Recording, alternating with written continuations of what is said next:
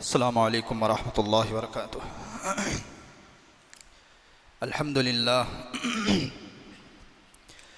अल्हम्दुलिल्लाह नहमदुहु व नस्तईनुहु व नस्तगफिरुहु व नुअमिनु बिही व नतवक्कलु अलैहि व नऊज़ु बिल्लाहि मिन शुरूरि अनफुसिना व मिन सय्यिआति अअमालिना। मन यहदिहिल्लाहु फला मुज़िल्ल लहु व मन युज़्लिल्हु फला हादिय लहु। वनशहदु अल्ला इलाहा इल्लल्लाहु वहदहु ला शरीका लहु वनशहदु अन्न सय्यिदना व सनदना व मौलाना मुहम्मदन अब्दुहु व रसूलुहु व सल्लल्लाहु तबारक व तआला अलैहि व सल्लम तस्लीमन कसीरन कसीरा। अम्मा बाद फ़अऊज़ु बिल्लाहि मिनश शैतानिर रजीम। बिस्मिल्लाहिर रहमानिर रहीम। इल्ला तंसुरूहु फ़क़द नसरहुल्लाहु इज़ अख़रजहुल्लज़ीना कफ़रू सानिय इस्नैनि इज़ हुमा फ़िल ग़ारि इज़ यक़ूलु लिसाहिबिही ला तहज़न इन्नल्लाहा मअना फ़अंज़लल्लाहु सकीनतहु अलैहि व अय्यदहु बिजुनूदिन लम तरौहा व जअल कलिमतल्लज़ीना कफ़रू सुफ़ला व कलिमतुल्लाहि हियल उल्या वल्लाहु अज़ीज़ुन हकीम। सदक़ल्लाहुल अज़ीम। हर किस्म की तमाम तारीफ़ें सज़ावार हैं उस खालिक़े कायनात पर जो तमाम जहानों का पालनहार है। दुरूद व सलाम हो ज़ात क़ुदसी वश्शियम साहिबुल जूद वल करम ताजदार हरम नबी अकरम सल्लल्लाहु अलैहि वसल्लम पर और आपकी आल और औलाद पर, तमाम सहाबा पर, ताबईन पर, तबे ताबईन पर, मुत्तबईन पर, तमाम औलिया अल्लाह पर। इसी तरीक़े से ये सिलसिला चलता रहे क़यामत तक के आने वाले तमाम मुसलमानों पर। मेरा मोहतरम अज़ीज़ दोस्तों, बुज़ुर्गों और नौजवान साथियों, खलीफ़ा अव्वल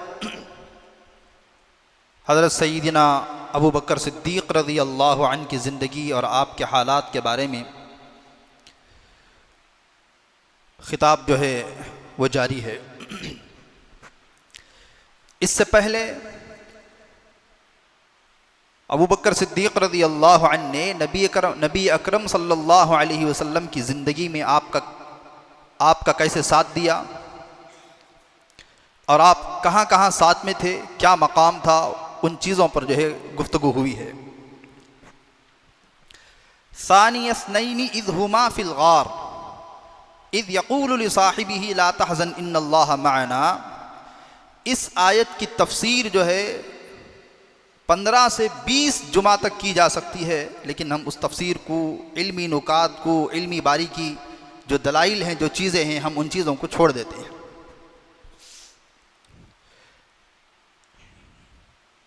अहले सुन्नत वल जमात का हमारा ये मानना है कि खलीफा बिला फ़स्ल नबी अकरम सल्लल्लाहु अलैहि वसल्लम के दुनिया से पर्दा फरमा जाने के बाद जो खलीफा जो बिला फ़स्ल हैं वो अबू बकर सिद्दीक़ रज़ी अल्लाहु अन्हु। हालांकि शिया का ये दावा है कि खलीफा बिला फ़स्ल हज़रत अली रज़ी अल्लाहु अन्हु हैं। वो क्यों हैं, वो आगे उसकी तफसील आ रही है।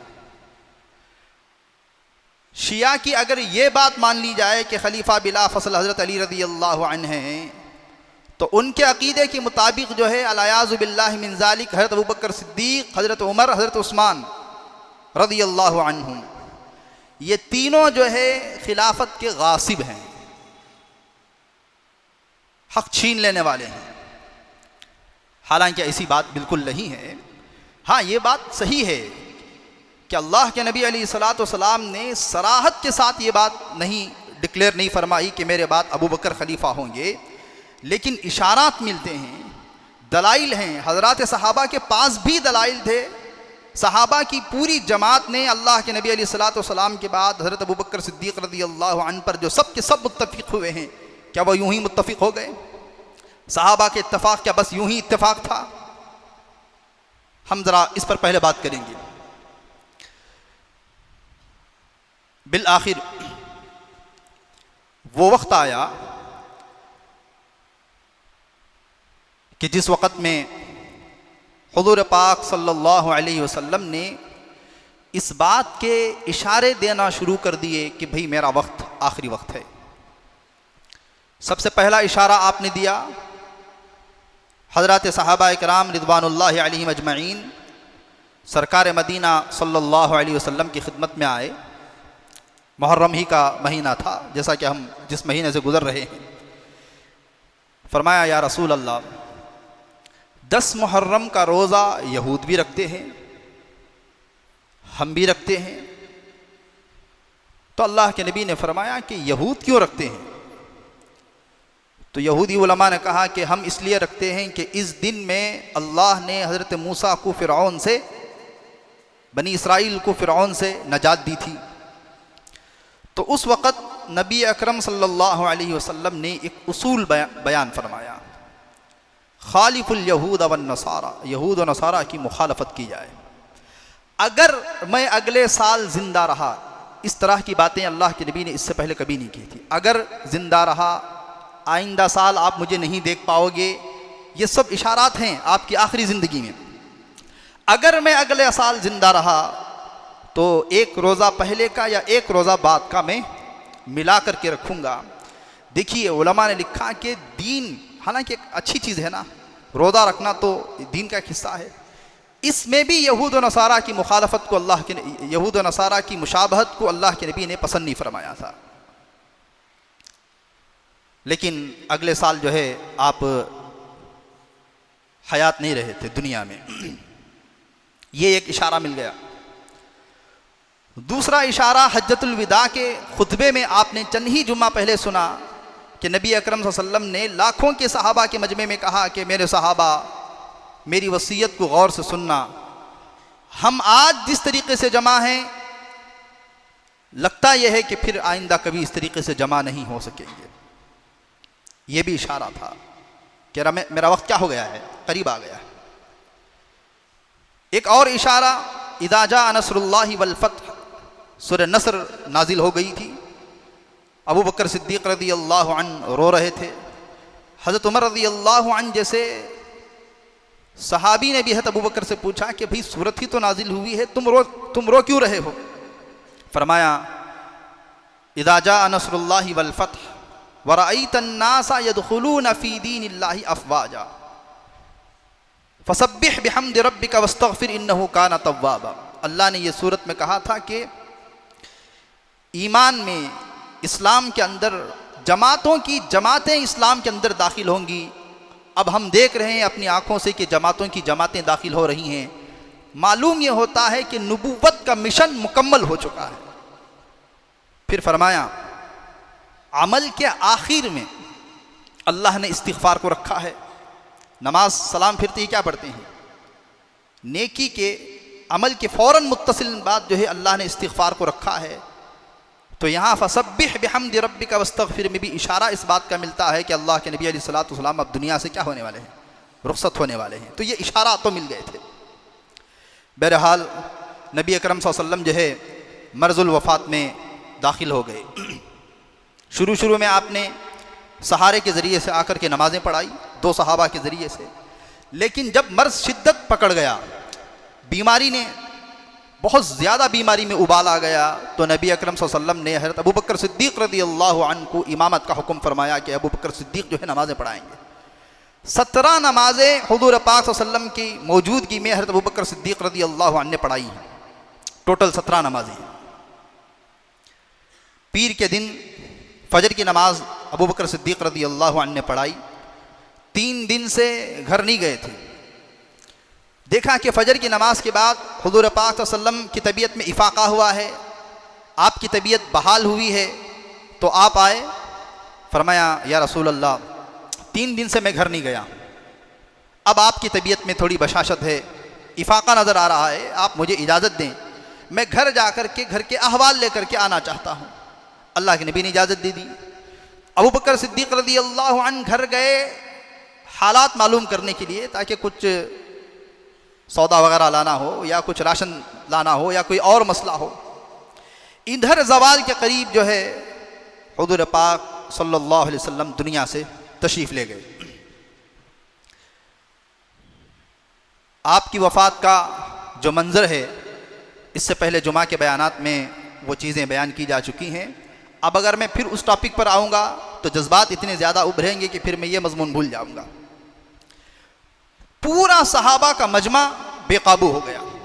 हज़रत उमर रज़ी अल्लाह अन्हु जैसे इतना बहादुर आदमी, वो तलवार निकाले नंगी, सहाबा को रोने नहीं दे रहे थे। कहा खबरदार, क्यों रोते हो भाई? जैसे हज़रत मूसा तूर पर गए थे, वैसे ही अल्लाह के नबी अलैहिस्सलातु वस्सलाम कहीं गए हैं, अभी आएंगे, हमसे बात करेंगे, रोना नहीं, रोए तो गर्दन उड़ा दूंगा। सहाबा, इधर एक हादसा हो गया है, सहाबा भी परेशान हैं कि उमर जो है रोने भी नहीं दे रहे हैं, गम भी मनाने नहीं दे रहे हैं। इतने में अबू बकर सिद्दीक़ रज़ी अल्लाह अन्हु तशरीफ़ लाए और आपके माथे पर बोसा दिया, मस्जिद में सहाबा को जमा फरमाया और आप मिंबर के ऊपर खड़े हुए और कहा उमर बैठो एक लहज़ा, सख्ती से फरमाया। उमर रज़ी अल्लाह अन्हु बैठ गए। उसके बाद हज़रत अबू बकर सिद्दीक़ रज़ी अल्लाह अन्हु ने तारीख़ी तकरीर फरमाई, मन काना याबुदु मुहम्मदन फ़इन्ना मुहम्मदन क़द मात। जो सुन ले, दुनिया में मोहम्मद की इबादत करता था वो तो दुनिया से जा चुके। वमन काना याबुदुल्लाह फ़इन्नल्लाह हय्य, और जो अल्लाह की इबादत करता था, अल्लाह जिंदा है और अल्लाह हमेशा रहेगा। तो ये जुमले जब आपने फरमाए, फिर वमा मुहम्मदुन इल्ला रसूल क़द खलत मिन क़ब्लिहि रसूल, ये आयत भी आपने तिलावत फरमाई। तो उसके बाद जो है हज़रत उमर रज़ी अल्लाह अन्हु थोड़ा ठंडे हुए। अभी ये तकरीर मस्जिद में हो रही है।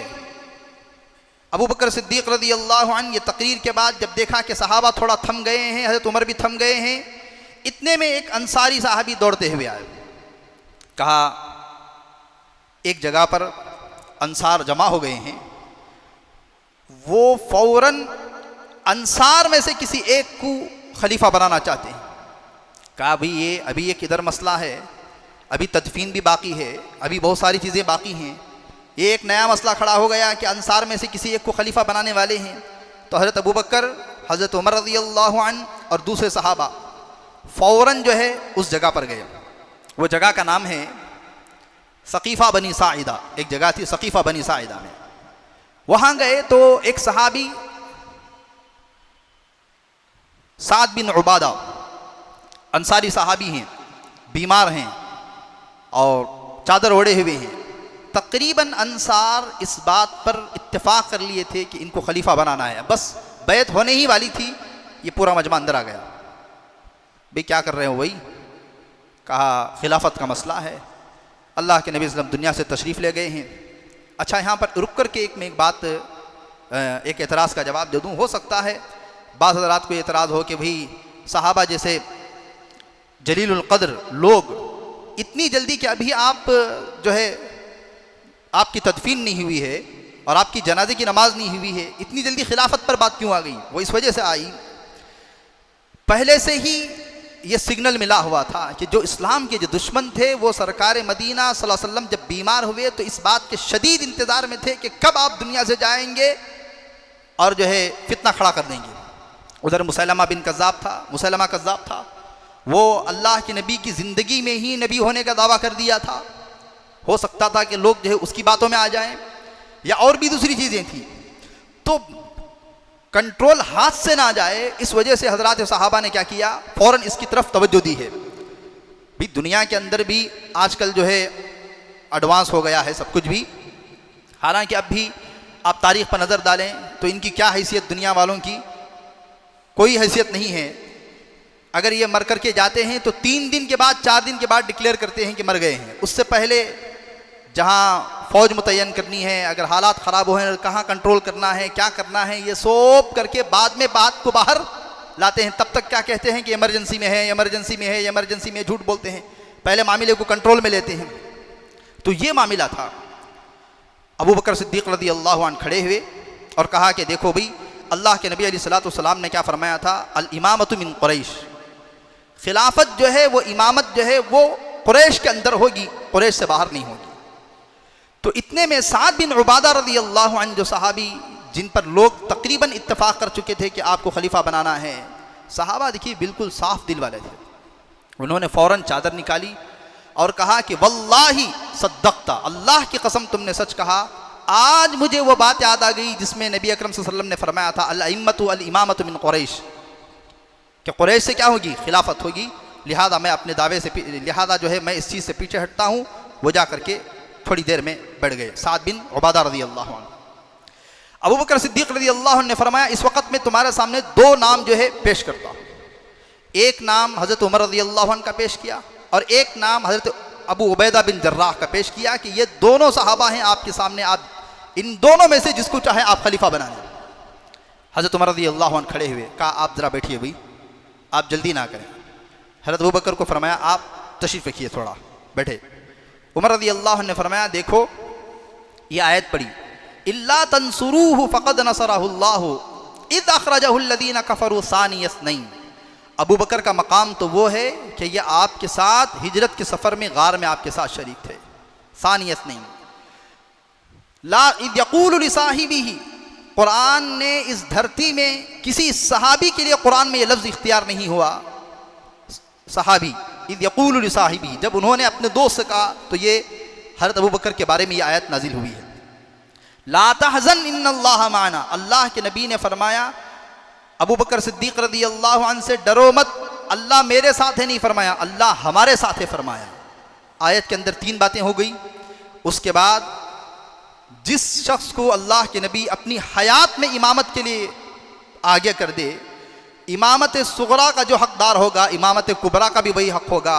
मुसल्ला जिसको थमाया अल्लाह के नबी अलैहिस्सलातु वस्सलाम ने, लीडर सरदार भी वही होगा। इतना कहा हज़रत उमर रज़ी अल्लाह अन्हु ने फरमाया मैं तो अबू बकर सिद्दीक़ के हाथ पर क्या करता हूँ, बैत करता हूँ। जब आपने ये जुमला कहा तो दो सहाबा फ़ौरन दौड़े।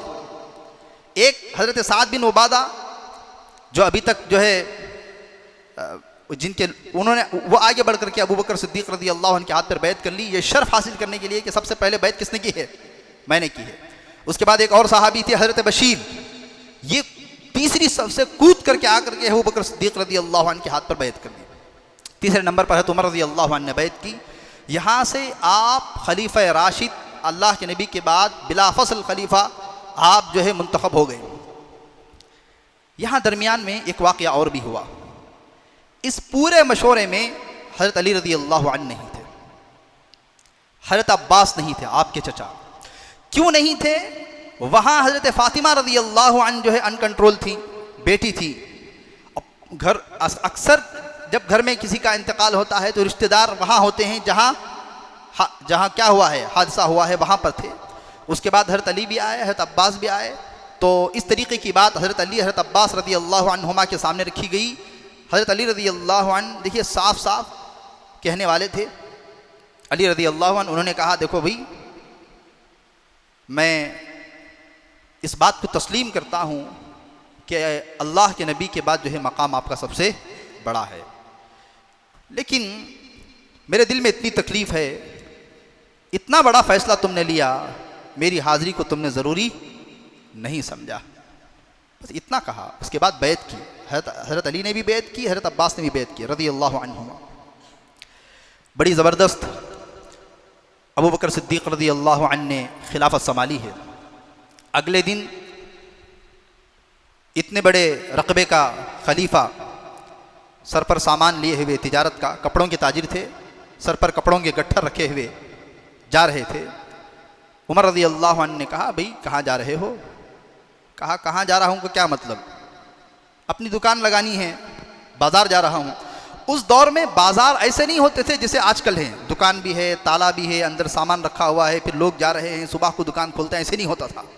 चटेल मैदान होता था, उसमें जो है लोग आते थे, अपना अपना सामान रखते थे। जैसे आजकल हमारे यहाँ करियों में बाज़ार लगते हैं, पीर को कहीं का लगता है, इतवार को कहीं का लगता है, जुम्मा को कहीं लगता है, मंगल को कहीं लगता है। ऐसे मैदान होते थे, सामान उठा करके लाते थे, तिजारत होती थी, फिर सामान उठा करके रात को घर ले जाते थे। तो उमर रज़ी अल्लाह अन्हु ने फरमाया भाई इतना बड़ा बोझ आपके कंधों पर पड़ा है और आप तिजारत में लग जाएंगे तो उम्मत के ये मसाइल कौन हल करेगा? उस वक़्त में हज़रत अबू बकर सिद्दीक़ रज़ी अल्लाह अन्हु ने फरमाया उमर, अगर मैं तिजारत छोड़ दूंगा तो मेरे बच्चे क्या खाएंगे? यहाँ पर रुक करके मैं उन लोगों को मैं बात बताना चाहता हूँ जो दीनी खिदमत में लग करके, बहुत बड़ी सआदत है, इससे तो इनकार नहीं है, दीनी खिदमत में लग करके अपनी तिजारत, अपनी दुकानों पर सही तरीके से बैठते नहीं हैं। हालांकि उनके बीवी बच्चे परेशान हैं, सब कुछ परेशान है। भाई देखिए हज़रत अबू बकर ने क्या फरमाया, अगर मैं तिजारत छोड़ दूंगा तो मेरे बच्चे क्या खाएंगे। अब ये बताएं हज़रत अबू बकर सिद्दीक़ रज़ियल्लाहु अन्हु से बड़ा तवक्कुल करने वाला अल्लाह पर कौन था। तो फरमाया भाई ठीक है, इससे तो इनकार नहीं है, आपके बच्चे खाएंगे, लेकिन हम बैतुल माल से आपका वजीफ़ा मुकर्रर करेंगे, आपकी तनख्वाह रखेंगे। इस वजह से कि अल्लाह के नबी अलैहिस्सलातु वस्सलाम भी ताजिर थे, लेकिन नबूवत का जब बोझ आपके कंधों पर पड़ा तो आपने तिजारत छोड़ दी। ये मुस्तकिल एक मिशन है, मुस्तकिल एक काम है। हज़रत अबू बकर सिद्दीक़ से भी फरमाया गया कि ये एक मुस्तकिल काम है, उम्मत की खिदमत करना, उम्मत के दीनी मसाइल को हल करना, उम्मत के दूसरे दुनियावी मसाइल को हल करना एक मुस्तकिल काम है। हम आपके लिए जो है तनख्वाह बैतुल माल से हदिया आपका मुकर्रर करेंगे और आप तिजारत की टेंशन छोड़ करके क्या करेंगे, दीनी खिदमत करेंगे। यही वजह है, इसी बात को सामने रखकर हज़रत उलमा का बास का ये कहना है कि एक आलिम के लिए तिजारत जो है मुनासिब नहीं है। आलिम अगर तिजारत में लगेगा तो दीनी खिदमत उसकी डगमगा जाएगी। हालांकि बास जो उलमा गुजरे हैं वो अपने बड़े बड़े आलिम होने के साथ साथ बड़े बड़े ताजिर भी गुजरे हैं, इसमें कोई शक नहीं है, लेकिन वो दौर अलग है, ये दौर अलग है।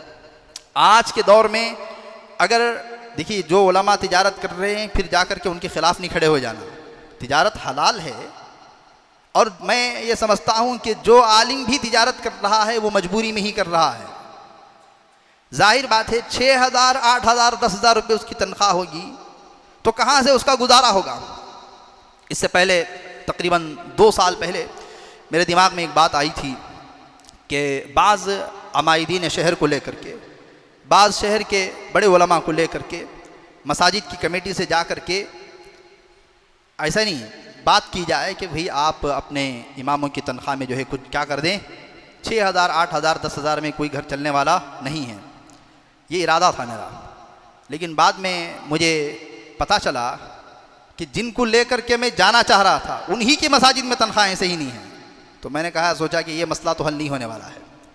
ऐसे ही एक साहब फ़ोन किए, मौलाना फ़ोन किए कि देखिए मौलाना हमारी मस्जिद में एक इमाम की ज़रूरत है, आपकी नज़र में कोई है क्या।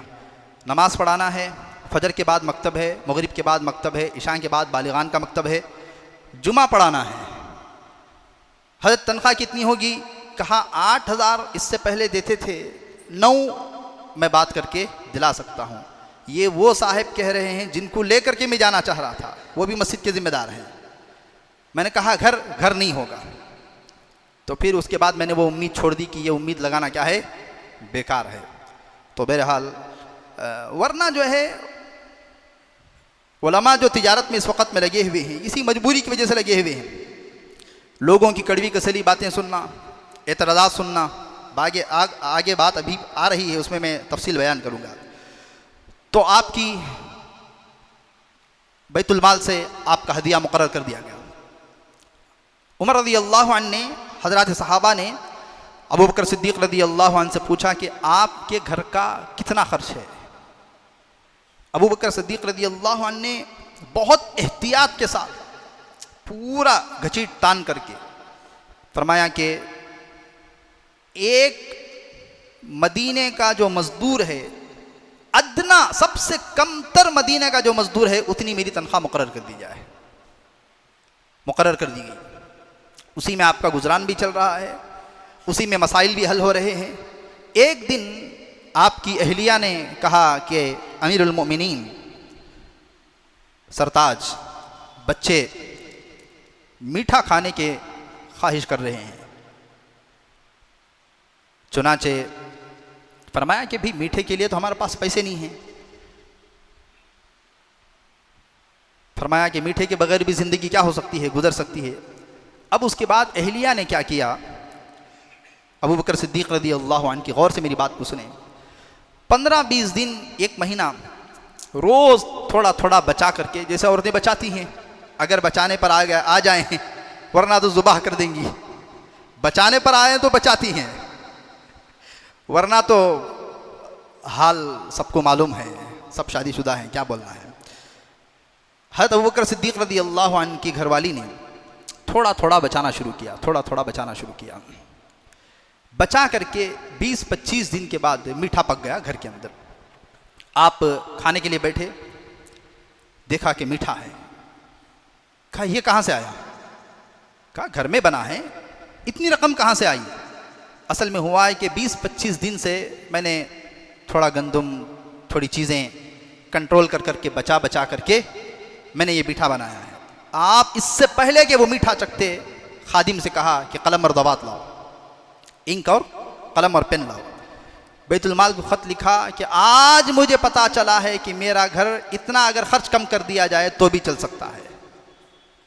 मेरा खर्च इतना कम कर दिया जाए, अब तक जो पिछली जो तारीख थी उसमें हिसाब लगाया, अब तक मैं ये खर्च ज़्यादा ले रहा था। बैतुल माल से मैं दरख्वास्त करता हूँ कि इतना खर्च मेरा कम कर दिया जाए, इस पर भी मेरा घर क्या हो सकता है, चल सकता है। आपने ख़त लिख दिया। इतनी सादगी के साथ अबू बकर सिद्दीक़ रज़ी अल्लाहु अन्हु ने खिलाफत संभाली। यहाँ पर रुक करके एक एतराज़ का जवाब, शिया हज़रात जो कहते हैं, एक हदीस बड़ी लंबी वो बहसें करते हैं, लेकिन एक हदीस है नबी अकरम सल्लल्लाहु अलैहि वसल्लम की, मन कुन्तु मौलाहु फ़अलियुन मौला, मैं जिसका मौला हूँ अली भी उसके मौला हैं। जो अली से मोहब्बत करेगा वो मुझसे मोहब्बत करेगा, जो अली से बग़्ज़ दुश्मनी रखेगा वो मुझसे बग़्ज़ दुश्मनी रखेगा। ये हदीस पेश करके शिया कहते हैं कि इसमें खिलाफत का जिक्र है। इसमें किसका जिक्र है? अल्लाह के नबी ने आपको खलीफा जो है डिक्लेयर किया है अपनी ज़िंदगी में। अब इस पर मैं थोड़ा आता हूँ। ये वाक़या कब का है? मक्का फ़तह हो गया।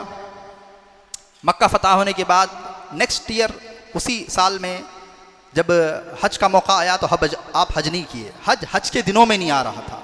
अरबों की आदत थी वो तारीख़ आगे पीछे कर देते थे। तो अल्लाह के नबी ने अभी मक्का फ़तह हुआ है तो मक्के के गवर्नर को कह दिया कि भाई आप लोगों के अमीर बन करके हज कराएं। नेक्स्ट ईयर भी हज के दिनों में नहीं आ रहा था। अल्लाह के नबी अलैहिस्सलातु वस्सलाम ने हज़रत अबू बकर सिद्दीक़ रज़ी अल्लाहु अन्हु को क्या किया? हज का अमीर बना करके भेजा।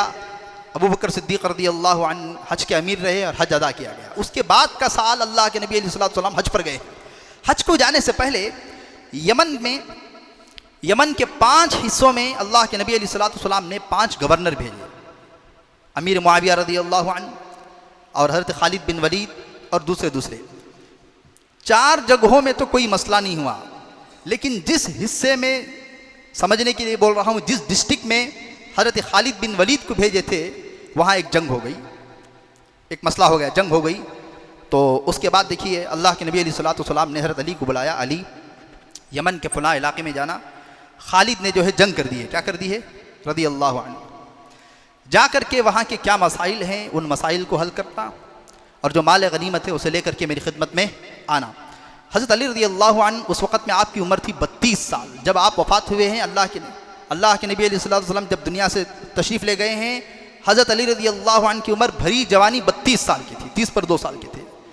जब आपने इस्लाम को जो पेश किया है, नबूवत जब मिली है, जब आपकी उम्र 10 साल की थी, 10 साल में हज़रत अली रज़ी अल्लाहु अन्हु इस्लाम को कबूल किया था, 32-33 साल के थे। कहा या रसूल अल्लाह, इतना बड़ा मामला है, मैं कैसे हल कर सकता हूँ? तो गए, मसाइल को हल किया। देखिए हज़रत अली रज़ी अल्लाहु अन्हु बड़े ज़हीन थे, बहुत बड़े आलिम थे। अल्लाह के नबी ने फरमाया, अना मदीनतुल इल्मी व अलीयुन बाबुहा, मैं अगर इल्म का शहर हूँ तो अली उसके दरवाज़ा है। हज़रत उमर रज़ी अल्लाहु अन्हु भी कई मसाइल में ये कहते थे हज़रत हसन से, भाई तुम्हारे बाप कहाँ हैं, अली कहाँ हैं? तो कई मसाइल में हज़रत अली रज़ी अल्लाहु अन्हु ज़हीन थे, उनसे मसले हल कराते थे और आप जो है बेहतरीन फ़ैसले करते थे। गए, मसाइल सुने, लोगों के मसाइल हल किए। इतने में क्या हुआ, जो माल गनीमत आया हुआ था, तो यहाँ से लोगों के दिलों में कुछ खटपट हो गई। उन सहाबा में एक थे अबू सईद खुदरी रज़ी अल्लाहु अन्हु। अबू सईद खुदरी रज़ी अल्लाहु अन्हु का असल नाम साद बिन मालिक है। अबू सईद खुदरी रज़ी अल्लाहु अन्हु का असल नाम साद बिन मालिक है। ये हज़रत बरा बिन आज़िब, हज़रत खालिद बिन वलीद, हज़रत बरीदा रज़ी अल्लाहु अन्हु, ये 4 सहाबा, और भी सहाबा थे। उतने में क्या हुआ, अली रज़ी अल्लाहु अन्हु को एक खूबसूरत बांदी पसंद आई। आपने उसको अपने हक़ में क्या किया, लिया। जैसे ही आपने उस बांदी को अपने हक़ में किया तो ये लोग जो है क्या कर दिए, देखो भी ये क्या हो रहा है और फला मामला हो रहा है। चुनाचे खीमे में सुबह में देखे तो गस्ल का पानी भी जा रहा था, तो ये लोग जो है आपके थोड़ा खिलाफ हो गए। फिर सुबह में जब अली रज़ी अल्लाह अन्हु को जब ये मालूम हुआ कि अल्लाह के नबी अलैहिस्सलातु वस्सलाम हज पर तशरीफ़ ले गए हैं, तो उन्होंने कहा कि मैं अल्लाह के नबी के साथ हज के लिए जा रहा हूँ, मेरे लिए तेज़ रफ्तार ऊँटनी लाई जाए, अल्लाह के नबी के साथ जाकर के मुझे मिलना है, मुझे हज को जाना है। उसके बाद आप तेज़ रफ्तार ऊँटनी पर बैठ गए, लेकिन सहाबा से फरमाया कि देखो 37 ऊँट, 30 पर 7 ऊँट, ये अल्लाह के नबी अलैहिस्सलातु वस्सलाम के लिए गिफ्ट हैं। माल गनीमत में 5वां हिस्सा जो है वो आले बैत का होता है। ये 27 ऊँट, 30 पर 7 ऊँट जो है अल्लाह के नबी के लिए हदिया हैं, इस पर कोई सवारी ना की जाए, सवार नहीं होगा इसके पर, ये ऐसे ही लेकर के आएंगे। उसमें बाद सहाबा ने कहा देखो भी हमारी ऊँटनियाँ कमज़ोर हैं, हम सवार हो जाते हैं, मक्का जाकर के हम ये ऊँटनी वापस कर देंगे, हम अपनी कमज़ोर ऊँटनी पर आ जाएंगे। हज़रत अली ने फरमाया ना, अगर तुम सवार होगे तो सवार पर सवार होकर सामान वगैरह ला देंगे, तो ये जो अच्छी सवारियाँ हैं ये मक्का पहुँचते पहुँचते इनका भी हाल क्या हो जाएगा, ख़राब हो जाएगा, और मैं अल्लाह के नबी की खिदमत में इसको सही सालिम पेश करना चाहता हूँ। फिर फरमाया बहुत कपड़ा आया था माल गनीमत में, ये कपड़ा हमें बदलने के लिए दे दिया जाए, कपड़े पुराने हो गए हैं। तो फरमाया ये कपड़ा भी बदलने के लिए दिया नहीं जा सकता। ये कह कर के आप जो है कहाँ आ गए, मक्का आ गए। अब ये सारी चीज़ें, ये जो सहाबा हैं इनके बारे में, या और सहाबा के अंदर जो है अंदर चलना शुरू हो गया कि भी अली ने ये क्या कर दिया है। चुनांचे अल्लाह के नबी सल्लम हज के मौके पर मक्के में तशरीफ़ फरमा हैं। एक सहाबी हैं अम्र बिन शास, हमज़ा झटका है, ये क्या किए, मक्के की बाज़ारों में जाकर के हज़रत अली रज़ी अल्लाह अन्हु के ख़िलाफ़ बोलना शुरू किए। अली ने ऐसा किया, अली ने ऐसा किया, एक बांदी रख लिए, सुबह में गस्ल भी किए, फिर ऊँट अपने लिए तेज़ रफ्तारी रख लिया, हमें ऊँट नहीं दिया, वो सारी बातें खिलाफ। ये फिरते बात अल्लाह के नबी के कानों तक आ गई। अम्र बिन शास कहते हैं अल्लाह के नबी अलैहिस्सलातु वस्सलाम मकाम इब्राहिम के पास बैठे हुए थे, मैं आया तो अल्लाह के नबी ने मुझे इतना गुस्से से घूर करके देखा कि मेरे पैरों से ज़मीन निकल गई। मालूम हो गया था ना ये बोलते फिर रहे हैं। इसके बाद अल्लाह के नबी बैठे हुए थे, हज़रत एक सहाबी आने लगे, या रसूल अल्लाह, अली ने ऐसे किया, अली ने यूँ किया, अली ने यूँ किया। अल्लाह के नबी अलैहिस्सलातु वस्सलाम का चेहरा बदल गया, सुनना नहीं चाह रहे थे।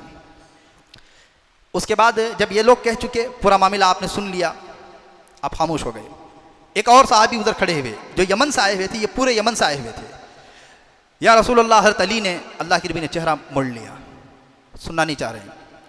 इधर एक सहाबी खड़े हुए, अल्लाह के नबी उन्होंने जो बोल दी ना यमन में हज़रत अली, अल्लाह के नबी चेहरा इधर मोड़ लिया। इधर एक सहाबी खड़े हुए, अल्लाह के नबी ने पीछे चेहरा मोड़ लिया, सर नीचे कर दिए, यानी बिल्कुल आपको नागवारी हो रही थी। अब इतने में एक और सहाबी हैं हज़रत इमरान रज़ी अल्लाह अन्हु, 2-4 मिनट में लूँगा। हज़रत इमरान ये भी बड़े जलीलुल क़द्र सहाबी हैं। जब इनकी वफ़ात का वक्त करीब आया, इनकी एक रग कट हो गई थी, खून मुस्तकिल बह रहा था, चारपाई के नीचे का इतना हिस्सा काट करके नीचे टब रख दिए थे खून गिरने के वास्ते। एक सहाबी ने आकर के मशवरा दिया कि लोहा गर्म कर करके दाग दिया जाए। आप लोहा गर्म करके दाग दिए तो खून रुक गया। चंद दिन के बाद फिर खून शुरू हो गया। चंद दिनों के बाद एक और सहाबी ने आकर कहा कि भी आप दाग क्यों नहीं लेते, दोबारा लोहे से गर्म करके, लोहा गर्म करके दाग क्यों नहीं लेते। एक और सहाबी खड़े हुए, नहीं, अल्लाह के नबी ने लोहे से दागने को मना फरमाया है। तो हज़रत इमरान ने कहा अल्लाह का शुक्र है, मुझे पहले ही से दिल में बेकरारी थी, जब तक ये खून मेरी चारपाई से गिर रहा था, रोज़ाना तहज्जुद में फ़रिश्ते लाइन लगा करके मुझसे मुसाफ़ा करते थे, और जब से ये खून बंद हुआ है फ़रिश्तों की मुसाफ़ा बंद हो गया है। कल से फिर खून शुरू हुआ है तो कल से फिर फ़रिश्ते लाइन लगा करके मुसाफ़ा कर रहे हैं। यानी जलील, पूरे बड़े बड़े सहाबा हैं, जलीलुल क़द्र जो है सहाबा हैं। तो ये भी एप्लीकेशन डाल दिया अल्लाह के नबी के पास में। अब जब आप वापस हो रहे थे 18 ज़िलहिज्जा को, आपने गदीर खुम, बड़े बड़े लंबे लंबे दरख्त थे, वहाँ पर एक नहर भी थी। अल्लाह के नबी ने फरमाया ज़ोहर को भी सारे सहाबा को जमा करवाओ। 50,000, एक रिवायत के मुताबिक 1 लाख सहाबा थे। फरमाया सब के सब ज़ोहर की नमाज़ मेरे साथ में पढ़ेंगे। हालांकि सफ़र में ये इजाज़त होती थी कि लोग वहाँ नमाज़ पढ़ लेते थे सफ़र में। कहा नहीं, ज़ोहर की नमाज़ सब के सब मेरे साथ पढ़ेंगे। पूरे सहाबा ज़ोहर की नमाज़ आपके साथ पढ़े। अल्लाह के नबी अलैहिस्सलातु वस्सलाम ने उस वक़्त में नमाज के बाद जो है हज़रत अली रज़ी अल्लाह अन्हु को बुलाया और हाथ पकड़ा। फरमाया अलस्तु औला बिल मुमिनीन मिन अनफुसिहिम, क्या मैं तुम में सबसे ज़्यादा फजीलत वाला नहीं हूँ? सहाबा से फरमाया भला या रसूल अल्लाह, यकीनन इसमें कोई शक ही नहीं है, हमारी हैसियत तो आपके सामने कुछ भी नहीं है, आपका मकाम तो बहुत बड़ा है, आप हमारे नबी हैं। फरमाया फ़हादा अलीयुन, देखो ये अली हैं। क्योंकि लोगों में नाराज़गी हज़रत अली के बारे में फैला दी गई थी।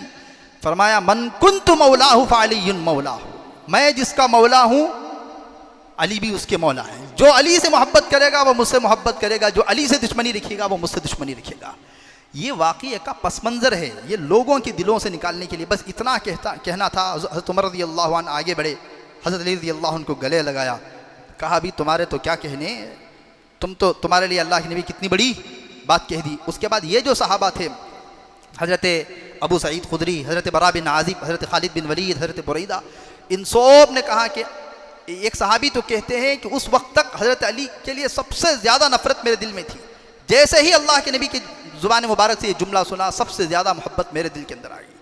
अल्लाह के नबी के एक जुमले पे आप सहाबा कुर्बान होने वाले थे। ये सहाबा कहते हैं हमने अपने दिल को साफ़ कर दिया, अली रज़ी अल्लाह अन्हु के बारे में हमें और कुछ नहीं रहा। तो ये वाक़या का पस मंज़र है कि इसलिए हज़रत अल्लाह के नबी ने वो हदीस बयान फरमाई थी मन कुन्तु मौलाहु फ़अलियुन मौलाहु। ये वाक़या हो गया था। इन सारी चीज़ों को हटा करके शिया क्या कहते हैं कि देखो भी हज़रत अली ने क्या कर दिया था। हज़रत अली को अल्लाह के नबी ने गदीर खुम के मौके पर जब आप हज से वापस आ रहे थे, खलीफा आपको बिला फसल डिक्लेयर कर दिया था, आप खलीफा थे। तो बहरहाल ये सी बात नहीं है, इसके ऊपर और भी दलाइल हैं, बड़े शानदार दलाइल हैं। अल्लाह ने अगर ज़िंदगी बाकी रखी तो ये बात हमारी जारी रहेगी। अल्लाह ताला हम तमाम को जो है सहाबा के नक्श कदम पर चलने की तौफ़ीक़ अता फ़रमाए। सहाबा की ज़िंदगी के हालात और सीरत हमें अल्लाह ताला पढ़ने की और उनसे इबरत हासिल करने की तौफ़ीक़ अता फ़रमाए। व आखिरु दावाना अनिल हम्दुलिल्लाहि रब्बिल आलमीन।